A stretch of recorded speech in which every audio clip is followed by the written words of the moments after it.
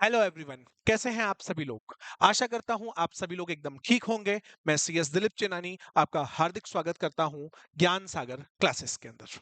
जी हां, जैसा कि आप देख रहे हैं, हम आप लोगों के लिए लेकर आ चुके हैं मार्गदर्शन सीरीज, जिसके अंदर हम लोग आप लोगों को बताते हैं कि जब आपके एग्जाम हैं, उस एग्जाम के पॉइंट ऑफ व्यू से आपको किसी भी सब्जेक्ट के अंदर किन किन टॉपिक्स को पढ़ना है, कौन कौन से टॉपिक आपके लिए इंपॉर्टेंट हैं और कौन कौन से टॉपिक की तरफ आपको सबसे ज्यादा फोकस रखना है, ताकि आप उस बिहाफ पे अपने हाई मार्क्स हर सब्जेक्ट के अकॉर्डिंग क्या कर सकें, स्कोर कर सकें।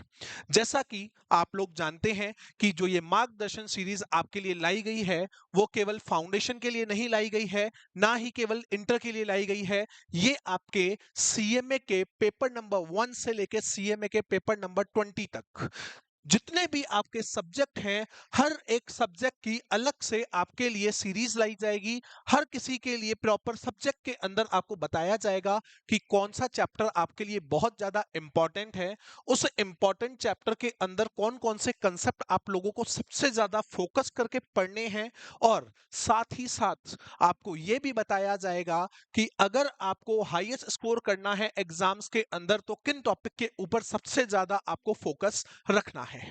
इसके अलावा एग्जाम के पॉइंट ऑफ व्यू से मैं बात करूं तो स्टूडेंट को नीड रहती है सबसे ज्यादा रिवीजन मैराथन की। तो हमारी फाउंडेशन की जो मैराथन है अभी कंटिन्यू ऑनगोइंग है। इससे पहले इंटर एंड फाइनल की लाइव मैराथन कंप्लीट करवा दी गई है। साथ ही साथ इनकी डिटेल्ड कंबाइंड वीडियोस हैं, वो बहुत जल्द आपको मिल जाएंगी। तो आप ऊपर दिए गए लिंक के थ्रू सारी की सारी मैराथन्स को चेक कर सकते हैं, चाहे वो मैं इंटर की बात करूं, फाउंडेशन की बात करूं या फिर मैं फाइनल की बात करूं।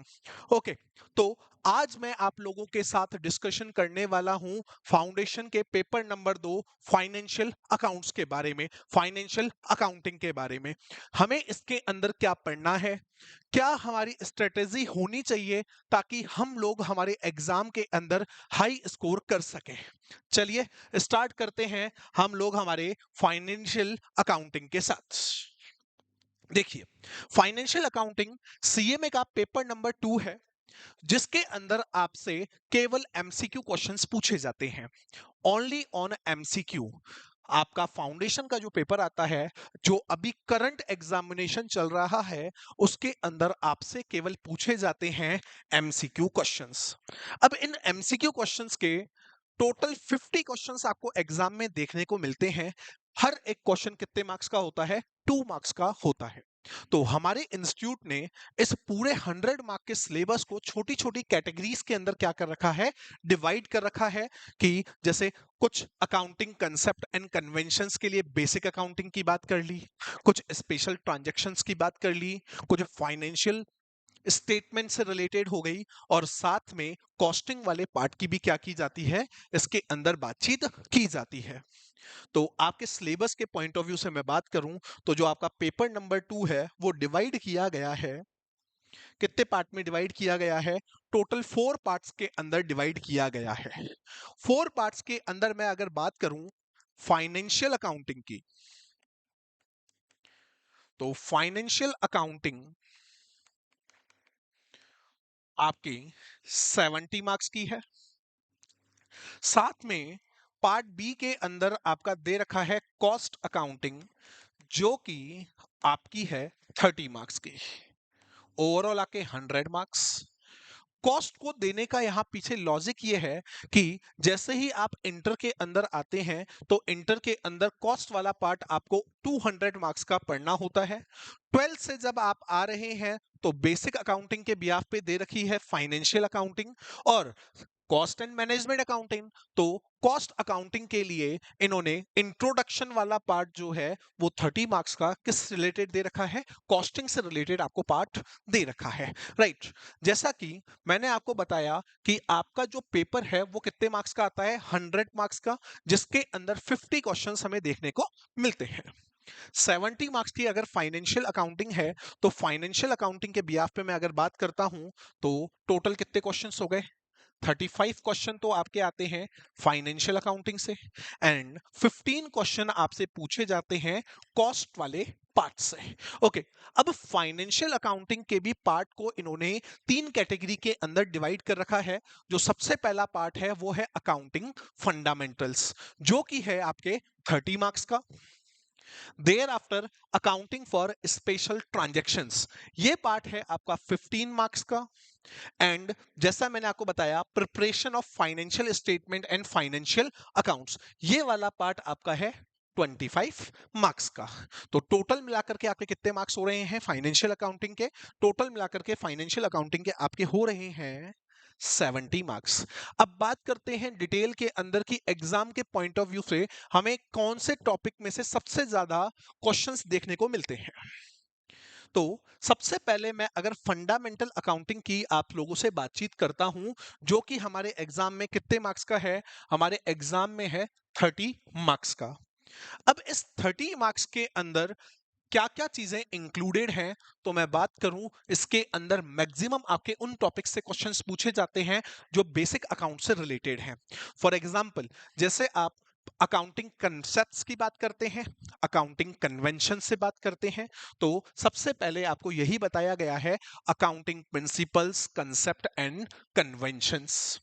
यहां पर हर एक कंसेप्ट और कन्वेंशन को आपको अलग से डील करना है, अलग से कंसेप्ट्स को समझना है। फॉर एग्जांपल, जैसे प्रूडेंस कन्वेंशन है, जो कि हमें बताता है, क्या बताता है कि जब कभी भी क्लोजिंग स्टॉक को शो करना है तो क्लोजिंग स्टॉक को मार्केट वैल्यू और book value whichever is less, उसके ऊपर ही क्या किया जाता है? शो किया जाता है। अकाउंटिंग के अंदर हम लोग प्रोविजंस बनाते हैं। अब ये प्रोविजंस क्या होते हैं कि फ्यूचर के अंदर होने वाले एक्सपेक्टेड लॉस और एक्सपेक्टेड एक्सपेंसेस के लिए हम लोग क्या बना करके रखते हैं? प्रोविजन। जैसे कि provision for depreciation, provision for tax, right. तो ये किस कन्वेंशन के अकॉर्डिंग बनाया जाता है? तो कन्वेंशन कौन सा है? Prudence convention. तो डायरेक्टली आपसे क्वेश्चन पूछा जाएगा, क्या पूछा जाएगा कि ये किस कंसेप्ट के अकॉर्डिंग या किस कन्वेंशन के अकॉर्डिंग बनाया जाता है। तो एग्जाम में ऑनर अराउंड 2 और 3 क्वेश्चंस आपसे पूछे जाते हैं, किससे related? Accounting principles, accounting concepts and accounting convention से रिलेटेड। बात करूं capital and revenue transactions. Capital and revenue, जैसे कि हम लोग बैलेंस शीट बनाते हैं, तो बैलेंस शीट और फाइनेंशियल अकाउंट्स बनाते टाइम पर कैपिटल नेचर ट्रांजैक्शन को तो हम लोग बैलेंस शीट के अंदर शो करते हैं, साथ में जितने भी रेवेन्यू नेचर के ट्रांजैक्शंस हैं उसके हम लोग कहां शो करते हैं? हम लोग शो करते हैं income statement, that is trading and P&L account में। तो उनका क्या क्या क्राइटेरिया है, किस ट्रांजैक्शन को कैपिटल मानना है और किस ट्रांजैक्शन को रेवेन्यू मानना है, उससे रिलेटेड कंडीशंस। देर आफ्टर आपसे बात हुई अकाउंटिंग साइकिल।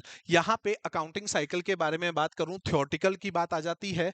इधर पूरा थ्योरी के अंदर आपको बताया गया है कि बुक कीपिंग क्या होती है, अकाउंटिंग क्या होती है, डबल अकाउंटिंग सिस्टम क्या होता है, सब्सिडरी बुक्स क्या होती हैं, इन सभी के बारे में आपको डिटेल के अंदर सारी चीजें बताई गई हैं। तो यहां से on average her bar 2 questions आप लोगों से पूछे जाते हैं, राइट। उसके बाद आ जाइए जनरल। अब जनरल, जी हाँ, सब्सिडरी बुक्स के अंदर एक बुक बनती है जिसका नाम होता है जनरल प्रॉपर। जो ट्रांजैक्शन अदर सब्सिडरी बुक्स के अंदर आ जाते हैं, बाकी जो रिमेनिंग ट्रांजैक्शंस हैं उसको कहां रिकॉर्ड किया जाता है? General proper. एग्जाम के लिए सबसे इंपॉर्टेंट है, 2 से 3 क्वेश्चन जनरल प्रॉपर से अलग से पूछे जाते हैं। लाइक ओपनिंग एंट्रीज क्या होती हैं, क्लोजिंग एंट्रीज से related, transfer entries, adjustment entries, इनसे रिलेटेड जो क्वेश्चंस हैं वो आपको मिलते हैं इस पार्ट के अंदर देखने के। साथ ही साथ थोड़ा सा आगे बढ़ते हैं, जनरल हो गई, सब्सिडरी बुक्स हो गई, लेजर के अंदर पोस्टिंग हो गई। तो लेजर के अंदर पोस्टिंग करने के बाद काफी बार कुछ ट्रांजैक्शन ऐसे होते हैं बैंक से रिलेटेड, जो कि हम लोग हमारी पासबुक के अंदर रिकॉर्ड बैंक की तरफ से तो कर लिए जाते हैं, बट कुछ टाइमिंग एरर्स के कारण वो हमारी या तो कैश बुक के अंदर रिकॉर्ड नहीं हो पाते या फिर पासबुक के अंदर रिकॉर्ड नहीं हो पाते। तो उनको इक्वलाइज करने के लिए और उनका रीजन पता लगाने के लिए हम लोग एक स्टेटमेंट बनाते हैं जिसका नाम क्या होता है, बैंक रिकंसिलिएशन स्टेटमेंट। आपके एग्जाम पॉइंट ऑफ व्यू से सबसे इंपॉर्टेंट, अगर बेसिक के अंदर मैं बात करता हूं तो जनरल प्रॉपर के बाद नंबर आता है किसका, बीआरएस का, जिसके एग्जाम में हर बार 3 क्वेश्चन आपसे पूछे गए हैं। मैं एग्जैक्टली ये नहीं कहूंगा कि 3 क्वेश्चन आपको देखने हैं, 3 क्वेश्चन ही आपके आने वाले हैं, 2 क्वेश्चन भी आ सकते हैं, एक, बट एग्जाम में हर बार इसका एक क्वेश्चन आता है, हमेशा ध्यान रखिए, एक तो आएगा ही आएगा। तो आपके लिए सबसे इंपॉर्टेंट टॉपिक में आ जाता है बैंक रिकंसिलिएशन स्टेटमेंट, राइट। इसके बाद अगर मैं और आगे की बातचीत करूं, जब हम लोग लेजर बनाने के बाद अकाउंट्स को फाइनलाइज करने के लिए क्या बनाते हैं, ट्रायल बैलेंस। और उस ट्रायल बैलेंस की हेल्प के थ्रू ही हम लोग क्या बनाते हैं, ट्रायल बैलेंस की हेल्प के थ्रू हम लोग बनाते हैं फाइनल अकाउंट्स, राइट। बट जब हम लोग जनरल एंट्रीज पास कर रहे हैं, लेजर बना रहे हैं, तो उनको बनाते टाइम पे हम लोग क्या कर देते हैं, कुछ एरर्स कर देते हैं। अब एरर होता है ओमिशन से रिलेटेड, एरर होता है कमीशन से रिलेटेड, एरर होता है प्रिंसिपल से रिलेटेड। जी हाँ, सही कह रहा हूं। जैसे ही एरर ऑफ प्रिंसिपल के बारे में बात होती है तो हमारे मन में आता ही है capital nature transaction and revenue nature transaction, कि हम लोगों ने लाइक फर्नीचर परचेज किया तो फर्नीचर परचेज करने की जनरल एंट्री होती है furniture account debit, but by mistakenly हमने एंट्री क्या पास कर दी, बाय मिस्टेकली हम लोगों ने एंट्री पास कर दी परचेज अकाउंट डेबिट। मतलब मैंने मेरे कैपिटल नेचर के ट्रांजैक्शन को किसके अंदर शो कर दिया, रेवेन्यू नेचर के ऊपर शो कर दिया।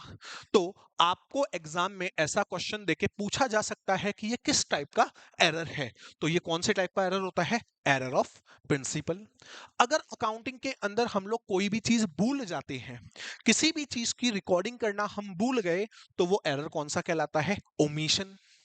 वैसे ही अमाउंट से रिलेटेड, साइड से रिलेटेड अगर कोई एरर हो गए तो वो एरर कौन सा कहलाता है, एरर ऑफ कमीशन। और इन सभी को रेक्टिफाई करने के लिए हम लोग एक चैप्टर पढ़ते हैं जिसका नाम क्या होता है, रेक्टिफिकेशन ऑफ एरर। एग्जामिनेशन के पॉइंट ऑफ व्यू से आपको इस चैप्टर में से टाइप ऑफ एरर एग्जाम्पल के पॉइंट ऑफ व्यू से दिया जाएगा और पूछा जाएगा ये किस तरीके का एरर है। साथ में एक क्वेश्चन आपको ऐसा मिल सकता है कि हम लोगों ने फर्नीचर परचेज की जनरल एंट्री पास की है purchase account debit to cash, अब उसको रेक्टिफाई करने की क्या एंट्री होगी। तो नॉर्मल सी बात है, आपको इस चैप्टर के पूरे बेसिक्स को बहुत अच्छे से पढ़ना है। देयर आफ्टर बात आती है किससे रिलेटेड, डेप्रीशिएशन से रिलेटेड। जब डेप्रीशिएशन की बात आती है तो काफी स्टूडेंट्स बोलते हैं कि सर प्रोविजन मेथड भी है, नॉर्मल मेथड भी है, सर स्ट्रेट लाइन मेथड भी है, रिटर्न डाउन वैल्यू मेथड भी है। तो इस चैप्टर का सिंपल सा मैं एक बात बता दूं, फंडा क्या है, इस चैप्टर के अंदर आपको सबसे ज्यादा फोकस रखना है कैलकुलेशन वाले पार्ट पे। आपको क्वेश्चन देकर के पूछा जा सकता है कि सेकंड ईयर या थर्ड ईयर का डेप्रीशिएशन क्या रहेगा, या फिर किसी भी तरीके की एसेट्स को 3 या 4 साल के यूज करने के बाद अगर हमने सेल कर दिया तो उससे हमें जो प्रॉफिट होगा या लॉस होगा वो कितना होगा। तो सबसे ज्यादा आपको इस चैप्टर के अंदर किसके ऊपर फोकस रखना है, सबसे ज्यादा फोकस रखना है कैलकुलेशन वाले पार्ट की तरफ। बात करूं bad debts and provision, next जो टॉपिक है थ्योरेटिकल पार्ट है, थ्योरी से आपसे पूछा जा सकता है। साथ में एक क्वेश्चन यहां से बनता है प्रोविजन फॉर बैड डेट से रिलेटेड, जो अभी आपका जस्ट पेपर कंप्लीट हुआ है पिछला जुलाई अटेम्प्ट वाला, उसके अंदर क्वेश्चन नंबर 2 डील भी किससे करता था, प्रोविजन से रिलेटेड एक प्रैक्टिकल क्वेश्चन पूछा गया था कि provision for doubtful bad debt कितना आएगा, उसके कैलकुलेशन का पार्ट आप लोगों से इस चैप्टर से पूछा गया था। तो अगर मैं पूरे के पूरे फर्स्ट पार्ट के बारे में बात करूं 30 मार्क्स की, तो इसके अंदर सबसे इंपॉर्टेंट है आपका BRS, thereafter rectification of error. Rectification के बाद अगर मैं बात करता हूं, रेक्टिफिकेशन के बाद आपका आ जाता है डेप्रीशिएशन, देन आपके अकाउंटिंग कंसेप्ट्स एंड प्रिंसिपल्स। ये है आपके इस चैप्टर के सबसे इंपॉर्टेंट पार्ट, जो कि आपके एग्जाम में डील करेंगे 30 मार्क्स। राइट, आगे बढ़ते हैं। मैं बात करूं पार्ट 2 के बारे में। आपका पार्ट 2 है related to the accounting for special transactions. अब जैसे ही स्पेशल ट्रांजैक्शंस के बारे में मैं बात कर रहा हूं, तो ये आप लोगों के लिए हो जाता है एकदम न्यू टॉपिक। न्यू टॉपिक कैसे? क्योंकि न तो आप लोगों ने इसको अपनी 11th में पढ़ा है, न 12th में पढ़ा है। इसके अंदर डील किए जाते हैं 3 चैप्टर्स के साथ। सबसे पहला चैप्टर है कंसाइनमेंट। अब कंसाइनमेंट होता क्या है, उसकी अगर मैं बेसिकली बात करूं कि मुझे मेरा बिजनेस इंक्रीज करना है, तो इंक्रीज करने के लिए मैंने अलग अलग जगह मेरे एजेंट्स को क्या कर रखा है, पॉइंट कर रखा है। अब उन एजेंट को मैं क्या देता हूं, कमीशन देता हूं, ताकि वो मेरा गुड्स क्या करें, सेल करें। जितना भी सेल करेंगे उतना मैं उनको क्या दूंगा, कमीशन दूंगा। तो प्रिंसिपल एजेंट रिलेशन बना, तो उसकी बात होती है कंसाइनमेंट। कंसाइनमेंट के क्वेश्चन बहुत पूछे जाते हैं एग्जाम के अंदर। जैसे कि ये वाला पार्ट हमारे एग्जाम में कितने नंबर डील करता है, 15। तो on average her chapter 5 marks का हुआ, बट इस चैप्टर में से अराउंड 4 क्वेश्चंस आपसे हर बार पूछे जाते हैं। अब वो क्वेश्चन किस किस चीज से रिलेटेड हो सकते हैं? वो क्वेश्चन रिलेट होते हैं कमीशन से रिलेटेड। जी हाँ, 3 तरीके कमीशन रेगुलर क्लासेस में आपको मैंने बताए हैं। Del credere, general commission and overriding commission. There after calculation of unsold stock. Bad डेब्ट से रिलेटेड जर्नल एंट्रीज भी इस वाले पार्ट के अंदर काफी बार पूछी जाती है। राइट, उसके बाद आ जाइए जॉइंट वेंचर। जी हाँ, इट क्या है जॉइंट वेंचर? आपने 12th में पार्टनरशिप पढ़ी है।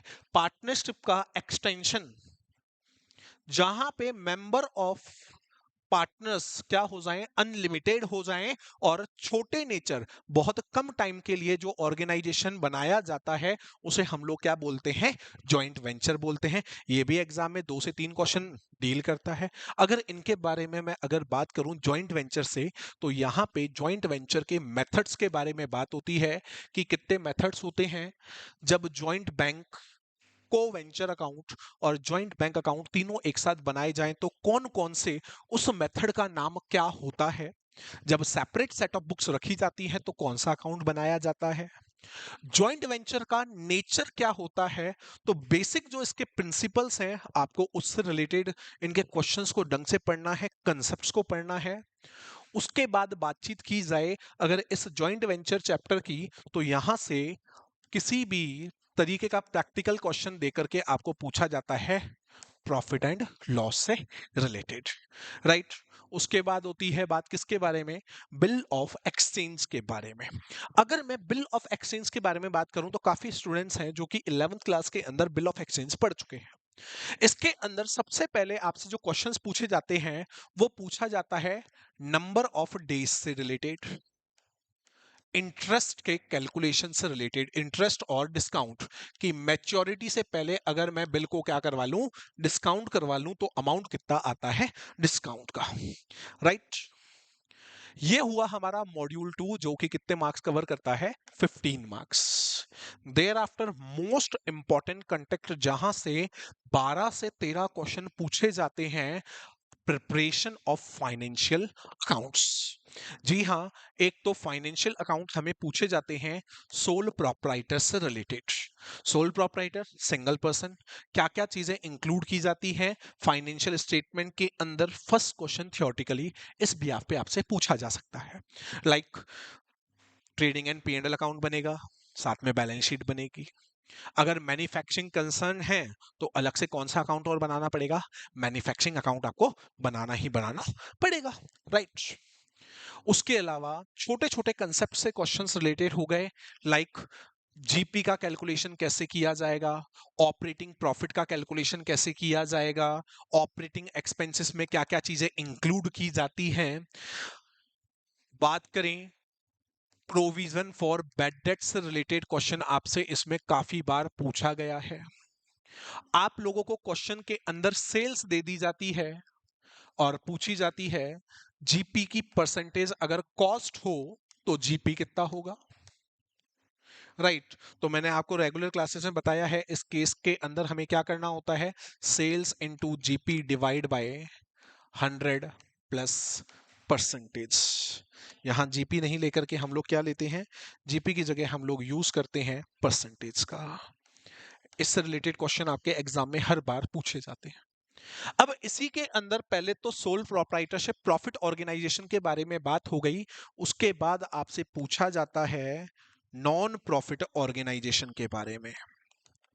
अब नॉन प्रॉफिट ऑर्गेनाइजेशन के बारे में मैं अगर आप लोगों से बात करता हूं तो इसके अंदर टॉपिकों के बहुत सारा भंडार है, बट उसके अंदर भी इंपॉर्टेंट एग्जाम के पॉइंट ऑफ व्यू से अगर मैं बात बताऊं तो आपके पास क्वेश्चंस की जो लेंथ आती है, सबसे पहला क्वेश्चन और इंपॉर्टेंट हो जाता है सब्सक्रिप्शन से रिलेटेड क्वेश्चंस।